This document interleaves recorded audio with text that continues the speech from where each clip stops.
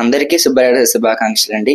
So ఇప్పుడైతే మీకు ఒక దేవాలయం చూపించడానికి మీ ముందుకు వచ్చానమాట. ఈ దేవాలయం ఎక్కడ ఉంది అనుకుంటున్నారంటే, ఇది మనకి చెన్నైలో, తమిళనాడులో మా చుట్టుపక్కల దేవాలయం సోళనదుర్లో ఏరియాలో ఉన్న పెద్ద ఒక సుబ్రహ్మణ్య స్వామి దేవాలయం అనమాట. ఈ లోపల మనకి వల్లి దేవసేన సమేత సుబ్రహ్మణ్యేశ్వర స్వామి దర్శనమిస్తూ ఉంటారండి. అలాగే ఈ గుడి అంతా కూడా చాలా పూర్వమైన కట్టడాలతో, చాలా విశాలమైన వాతావరణంతో, అందమైన వాతావరణం, ప్రకృతి నడుమ అందంగా కనిపిస్తుంది దేవాలయం. ఈ బావులు కనుక చూస్తే మనకు అర్థమవుతుంది ఈ దేవాలయం ఎంత పురాతనంగా కట్టారు అని చెప్పేసి. ఎందుకంటే ఇది చాలా మెయిన్ రోడ్డుకి చాలా ఒక 2-3 కిలోమీటర్స్ లోపల ఉన్న దేవాలయం కనిపిస్తూ ఉంటుందండి. బయట అయితే ఒక పెద్ద ఆర్చ్ ఉంటుంది, కానీ దేవాలయం మాత్రం 3 కిలోమీటర్ల లోపల మనకి దేవాలయం కనిపిస్తూ ఉంటుంది. అండ్ ఎలాంటి పొల్యూషన్ ఉండదు, ఎలాంటి నాయిస్ ఉండదు, అందంగా వాతావరణంలో ప్రశాంతంగా అట్మాస్ఫియర్లో కనిపిస్తుందండి. ఇక లోపలైతే మనకి ఒక అమ్మవారి దేవాలయం కూడా కనిపిస్తుంది. అమ్మవారు ఒక నాగ స్వరూపంలో ఉన్నట్టుగా మనకి అమ్మవారు కనిపిస్తూ ఉంటుంది.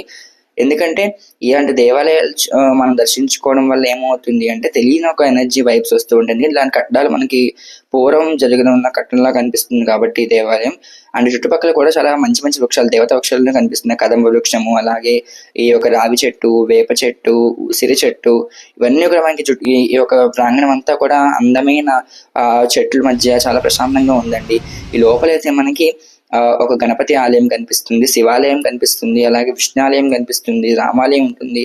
అండ్ అమ్మవార్లు, సప్తమాతృకలు, నవగ్రహాలు, ఇలా చాలా దేవాలయాలు ఉపాలయాల్లో మనకి దర్శనమిస్తూ ఉంటాయి. మెయిన్ అయితే మనకి ఇక్కడ వల్లి దేవసేన సమేత సుబ్రహ్మణ్య స్వామి.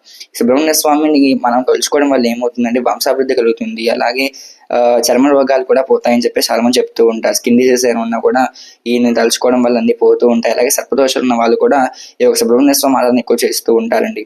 అండ్ ఇప్పుడైతే నేను మీకు డిస్క్రిప్షన్లో భుజంగ ప్రయాత సుబ్రహ్మణ్యేశ్వర స్వామి స్తోత్రం చెప్తాను. ఎందుకంటే అది మనకి శంకరాచార్యులు వారు సాక్షాత్తు ఆయన నోట్లోంచి వచ్చిన స్తోత్రం అనమాట. అది కనుక ఈరోజు మనం అనుకుని ప్రతి మంగళవారం చదివితే దాని యొక్క పవర్ అనేది మనకి ఫ్యూచర్లో తెలుస్తూ ఉంటుందండి. భుజంగ ప్రయాత సుబ్రహ్మణ్యేశ్వర స్వామి స్తోత్రం అనమాట. నేను కింద లింక్ డిస్క్రిప్షన్లో ఇస్తాను, ఒకసారి దయచేసి చూడండి. స్తోత్రం యాప్లో ఖచ్చితంగా మనకి ఇది దొరికేస్తూ ఉంటుంది.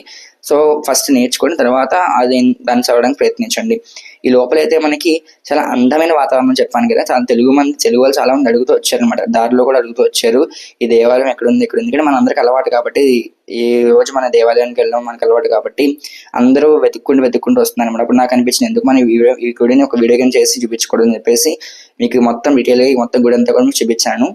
అండ్ చూస్తున్నారు కదా ఎంత ప్రశాంతంగా ఉందో దేవాలయం అంతా కూడా. ఎందుకంటే ఈ షష్ఠి రోజు మనకి మన ఊర్లో దేవాలయాలు మనకు తెలుస్తూ ఉంటాయి ఎలా ఉంటాయి అని చెప్పేసి, కానీ తమిళనాడులో మాత్రం ఎంత ప్రశాంతంగా ఉందో దేవాలయం అనేది. సో ఇలాంటి వీడియోస్ కనుక నచ్చితే ఖచ్చితంగా ఛానల్ లైక్ చేసి సబ్స్క్రైబ్ కూడా చేసుకోండి. అండ్ సుబ్రహ్మణ్య దేవాలయాలన్నీ మన ఛానల్లో వస్తూ ఉంటాయి, ఫ్యూచర్లో వస్తున్నాయి. సో ఖచ్చితంగా వాటిని ఎంకరేజ్ చేస్తారు మనస్ఫూర్తిగా కోరుకుంటున్నాను. అలాగే ఇప్పటివరకు ఛానల్ సబ్స్క్రైబ్ చేసుకో ప్లీజ్ సబ్స్క్రైబ్ చేసి లైక్ కూడా చేసేయండి. ఎందుకంటే మీరు చేసే లైక్ వల్ల కొంచెం రీచ్ వెళ్తుంది అనమాట నాకు. భుజంగ ప్రయాత స్తోత్రం ఖచ్చితంగా అలా చదువుకోండి. నేను డిస్క్రిప్షన్లో ఖచ్చితంగా లింక్ పెడతాను. ప్లీజ్ దయచేసి ఆ స్తోత్రం చదువుకోవడానికి ప్రయత్నించండి. శ్రీమాత్రే నమః. జై శ్రీరామ్.